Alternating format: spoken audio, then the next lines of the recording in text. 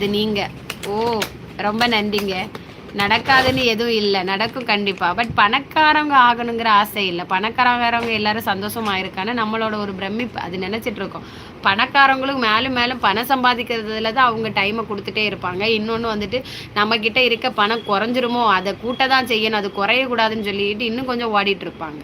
So நமக்கு அதனால பணக்காரங்க ஆக வேண்டாம். யார் கையையும் எதிர்பார்த்து நிற்காத ஒரு சூழ்நிலையை தந்தா போதும் கடவுளேன்னு தான் நான் நினைக்கிறேன். அதுக்கு நீங்க பதில் சொல்லுங்க. இருக்கதை வச்சு வாழுங்க. பணக்காரர் ஆகும்னா நீ சம்பாதிக்கிறதுல நீ சம்பாதிச்சு நீ பணக்காரராய் என்ன பிரயோஜனம்? வருங்கால சந்ததிக்கு நீ சேர்த்து வச்சுட்டு உன் வாழ்க்கையில நீ என்ன சந்தோஷத்தை உங்க வாழ்க்கையில சாரிங்க மரியாதை குறைஞ்சிட்டு நம்ம வாழ்க்கையில நம்ம என்ன சந்தோஷத்தை கொண்டு போக போறோம்?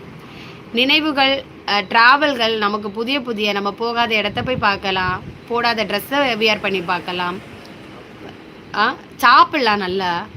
எதுக்கு நான் இன்னொன்று நல்லா சொல்லணும்னா, எனக்கு தெரிஞ்சு நீ பணம் சம்பாதி வச்சேன்னா உன் பிள்ளைங்களுக்கு வந்துட்டு நீ எழுப்பமாக கோழையா வாழ்றதுக்குள்ள தரணும். நீ உழைக்கிறத உன் பிள்ளை பார்த்துச்சுன்னா உன் பிள்ளையும் உழைக்கும். இன்னைக்கு என் பசங்க என்கிட்ட ஒரு திங்ஸ் வாங்கி கேட்கறது 100 நேரம் யோசிப்பான்.